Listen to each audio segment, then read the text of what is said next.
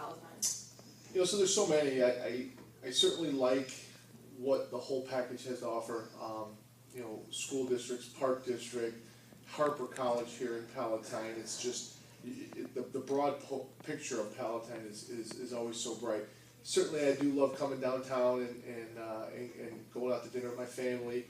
We take advantage of all the parks. We take advantage of everything that this town has to offer. But there's certainly just so much that Palatine has to offer to our residents, to our businesses, and also to our visitors. So we're very proud of that. And the location of Palatine, the convenience by which you can get on the train and be downtown in 40 minutes. You can jump on an expressway and get just about anywhere you need to in the United States.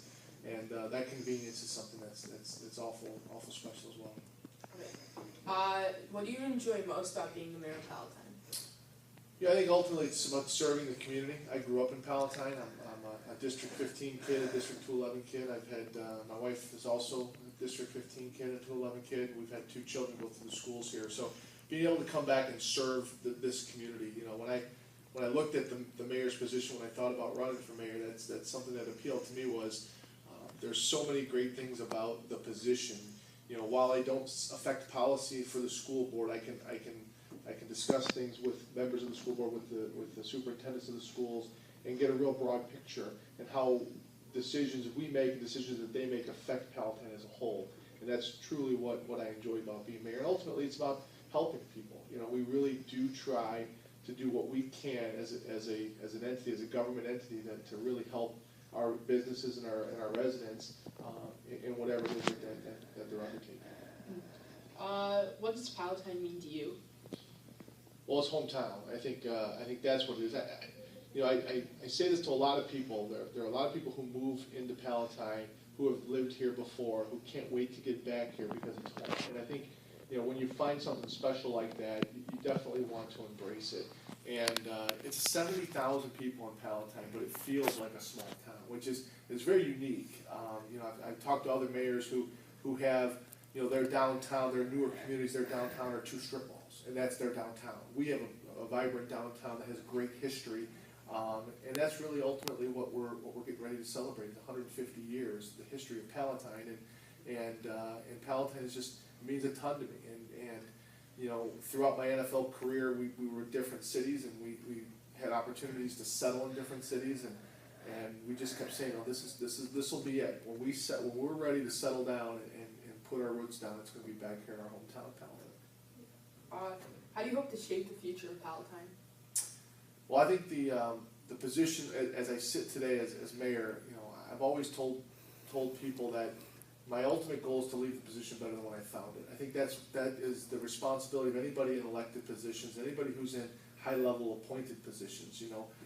Our village manager, our police chief, our fire chief, our director of public works, our head of engineering, they all feel the same way. Their goal, our goal, is to leave this better than when we found it. And so we're constantly striving to do things to make this a better place. Whether that's with regards to how we police, how we dispatch our firemen, how we take care of our streets and our sewer systems and our water. It's a small scope of what we do, but it's tremendously important in the field of public safety. So it's important to us to make sure that we're constantly investing in our infrastructure. We're constantly having the best trained employees that we can. When you call 911, the individuals who show up, you want to make sure they're the best trained in the world. And that's our job as what I do, to be sure that those individuals are getting the training they need so that emergency is handled properly. So what do you have planned for the 150th anniversary of Palatine? So, there's a group, Palatine 150, that's involved with grassroots. They're running with a lot of ideas. Right now, the 2 things that are on the docket, April 2nd, we're going to have a Founders Day celebration at the Clayson House. It's going to be, I believe, at 10 o'clock in the morning. We'll be burying a time capsule, so it's going to be going. It's actually registered with the United States government where it's going to be, so that in 150 years they can find it and be able to dig it up and see what cool things we had going on in 2016.